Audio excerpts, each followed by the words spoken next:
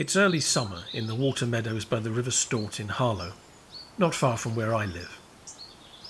We've had a long spell of wet weather, so the plants here, like this meadowsweet with its frothy white flowers, have grown to my height. They're well fed by the steady supply of water from the river.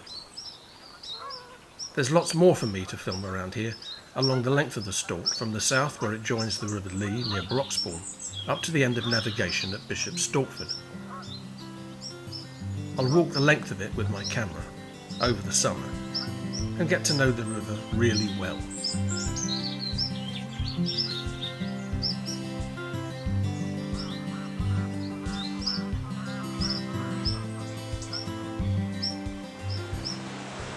This is Fields Weir, at the lower end of the Stort Valley, where my journey starts. The combined waters of the rivers Lee and Stort flow through here at 4 cubic metres per second, on average. Weirs like this one maintain the height of water in the river for navigation and divert the surplus water downstream.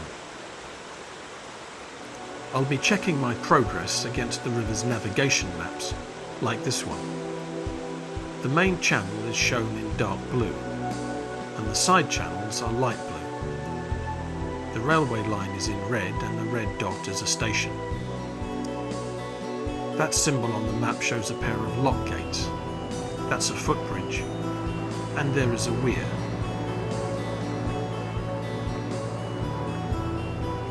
I'm walking upriver now, and looking back with the weir on the left. This boat is travelling down the Stort and into the Lee. If he turns left, he goes to London. Right, and he'll be up towards Hertford.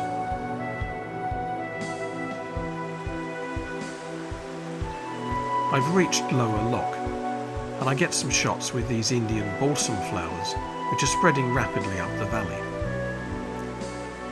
Lower Loch is the lowest of the 15 lochs on the Stort. From here, I'll take a detour around the big lakes in the area, like Glenfarber.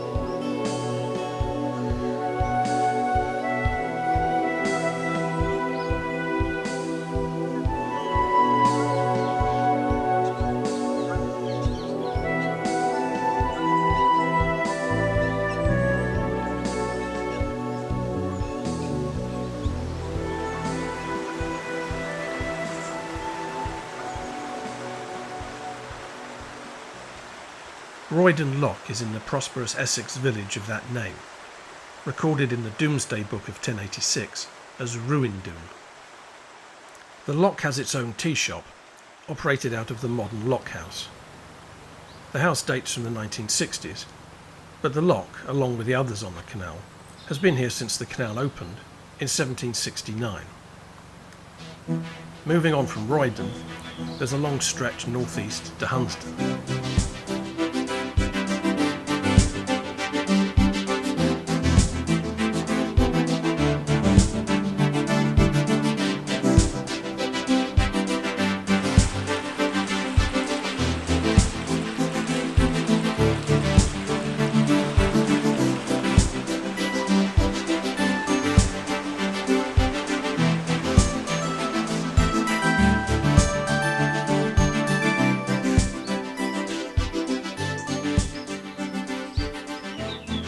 There was once a mill here at Parndon Mill.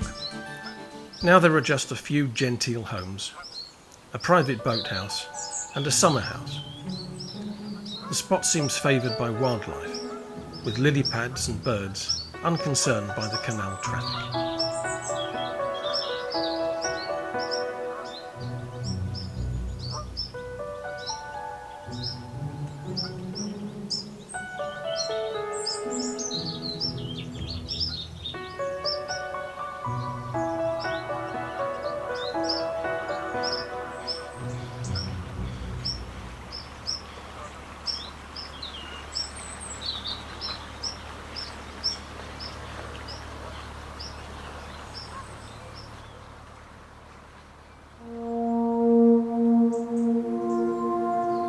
I've reached Parndon Mill, which I regard as the jewel on the River Stort. There's been a mill on this site for 1,000 years, but the current cream-coloured structure was built in 1900, following a fire that destroyed the old mill.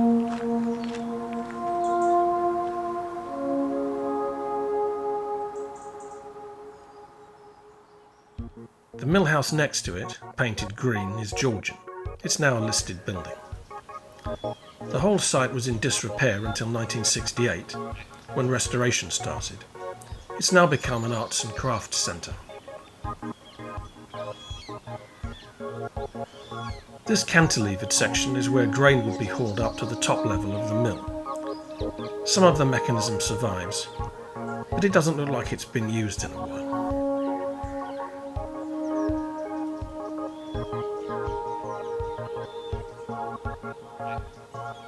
I'll wait by the lock for a boat to come through on this bright, windy day in August. Soon enough, a boat arrives, travelling east up the canal. They need to drop the level in the lock first. She's opening the lower paddle.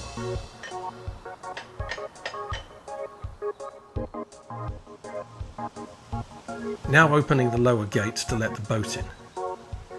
It looks like heavy work.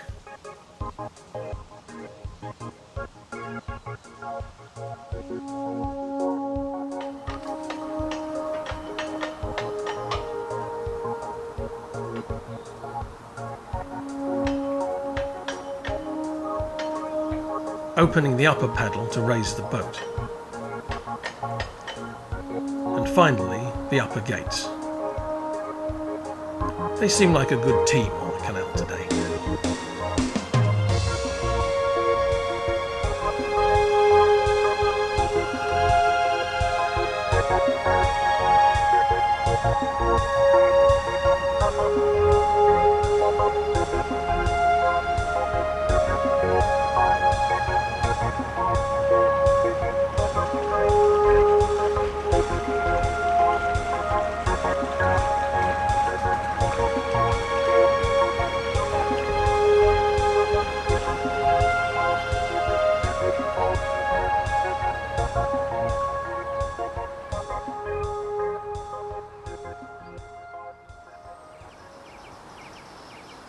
It's early on a June morning by the river in Harlow.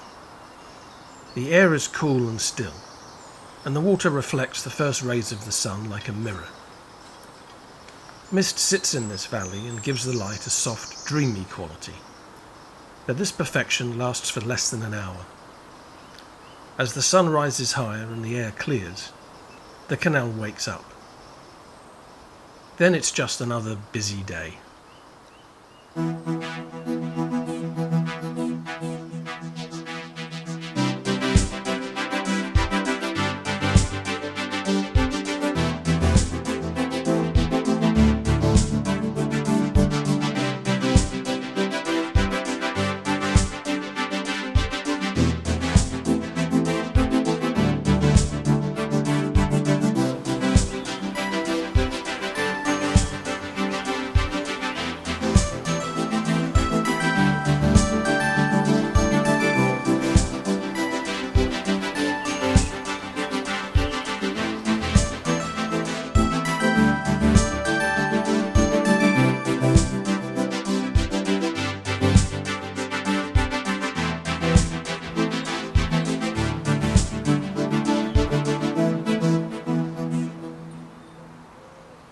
Boats moored along the canal have to keep moving on, every couple of weeks, under the rules of the waterway.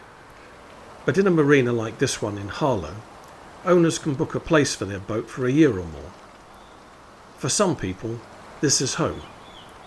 And there are modern conveniences like charging, satellite dishes, and a washroom. Family pets seem happy here too.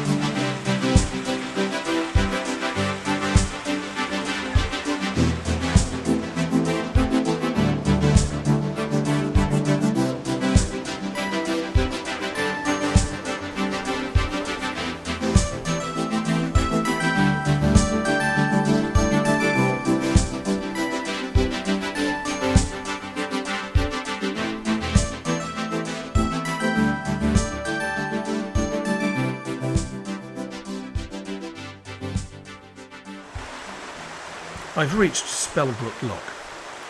The hamlet of Spellbrook is listed as in Hertfordshire, although the river is the Essex-Hart boundary. On this side I'm in Hertfordshire. The towpath on the other side would be in Essex. The River Stort has been a boundary as far back as the Iron Age, between the warring tribes of Trinovantes and Catavaloni.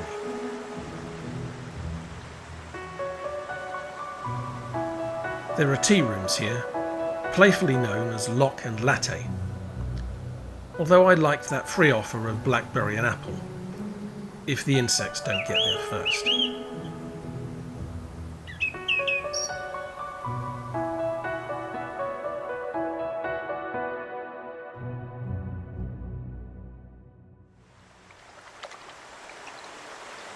I often see a swan family here. I call them the Spellbrook swans. There are 2 adults, and I think 6 young ones.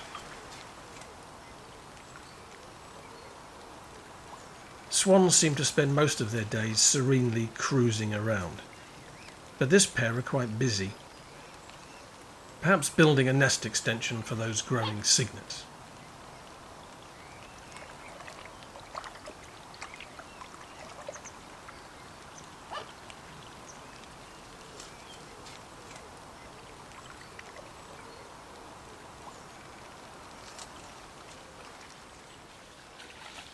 This nicely built bridge gets you from the towpath to Thorley Wash Nature Reserve on the other side. All the bridges on the canal are numbered. This is number 44, and it ties in with the navigation map.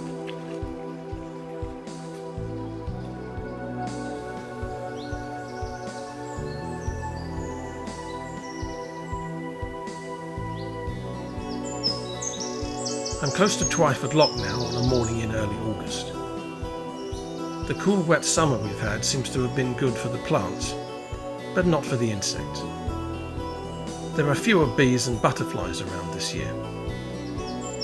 But now, after a cool start, the sun is poking through the clouds, and as it hits the flowers by the canal, the scene comes to life. I'll set up my tripod here by the river and get out the long lens.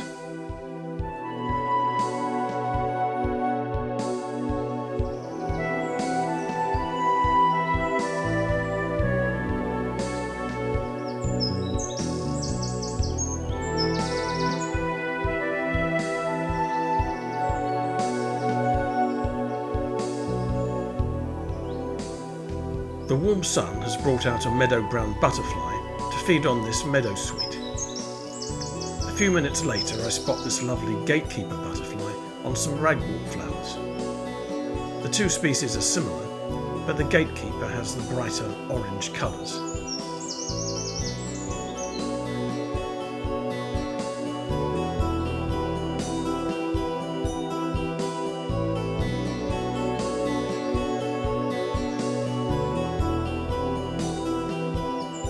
I'm on the tree-lined towpath between locks 1 and 2.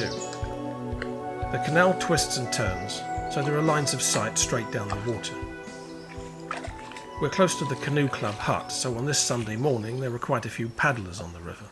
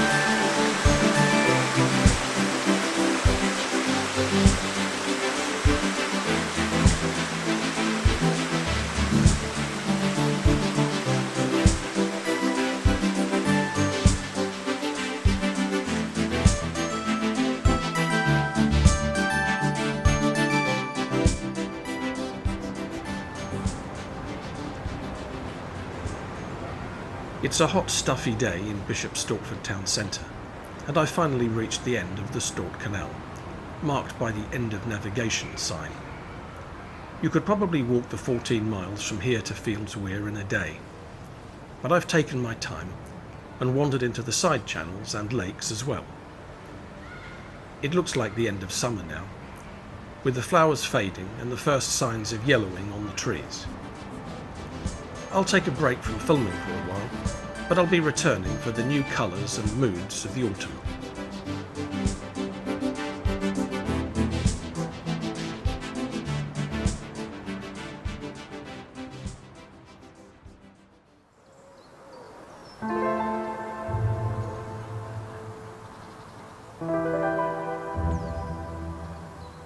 It's September now, and although the weather is still warm, there are already a few signs of autumn, like these falling willow leaves.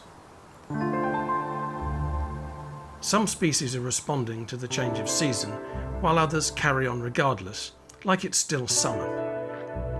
I'm going to look closely at the plants and animals by the river and make some notes on them.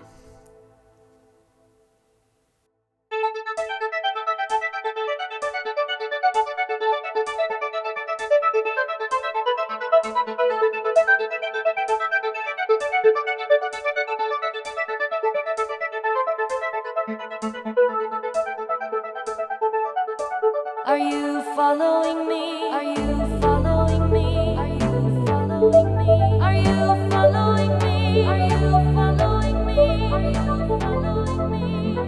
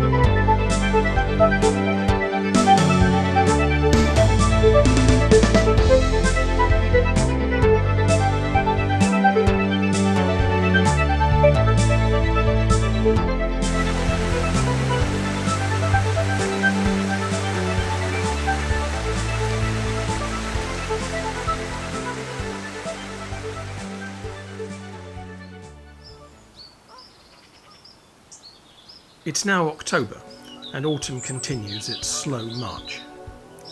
I'm walking down to the lakes area today. There are some nice colours now at this grove of silver birch by Tumbling Bay Lake.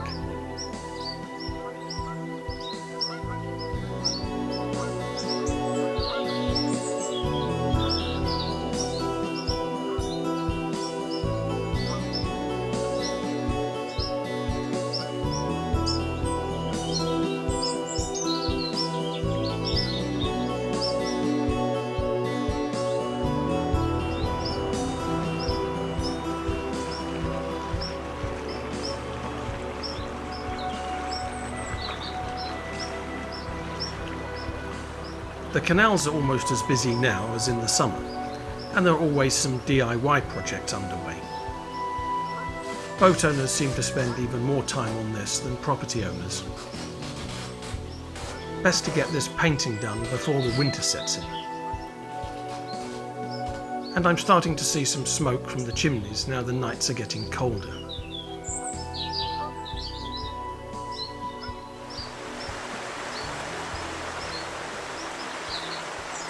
I'm visiting the Spellbrook swans again, where they nest near Spellbrook Lock.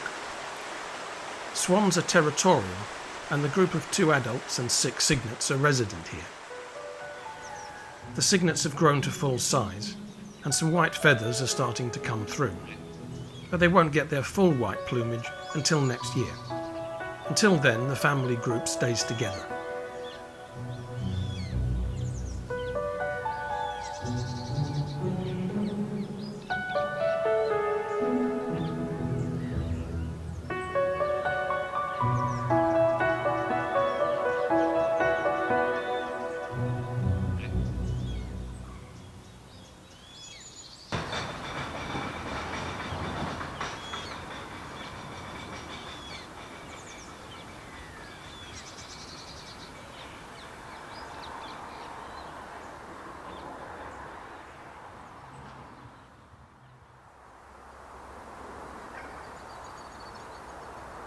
This tree-lined stretch of the river is home to some mallards.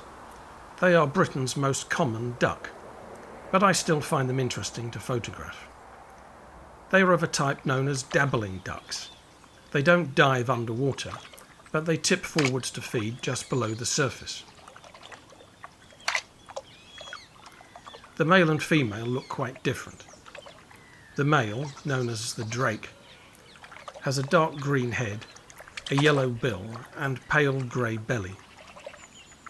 He has an iridescent purple patch on the secondary feathers, known as a speculum. The female, called a hen, has the speculum too, but otherwise she's just mottled brown.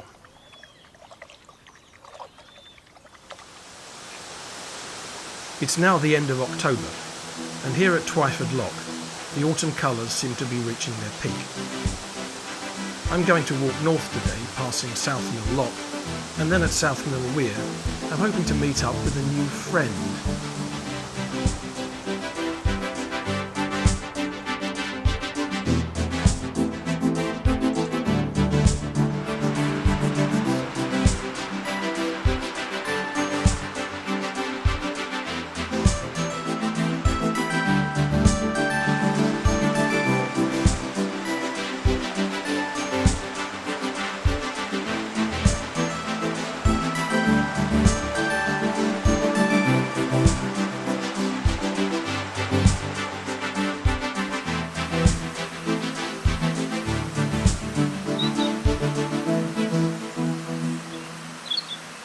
Here he is.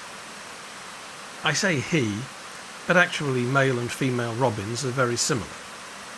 I noticed a pair living nearby, and when I walk across this rough ground below the weir, one of the robins will perch on the fence and watch me for a while. Robins do this because when ground is disturbed by big clumsy creatures like humans, it reveals worms and bugs that they can feed on. They are mostly ground-feeding birds, so this old rotting log is a good natural setting for me to film them.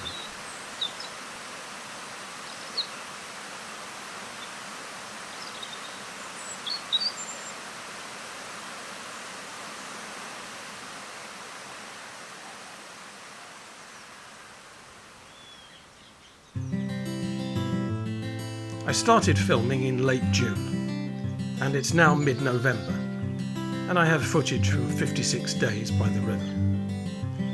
I feel like I know this place well now, but the more time I spend here, and the closer I look, the more I find. So it's hard to know when to stop.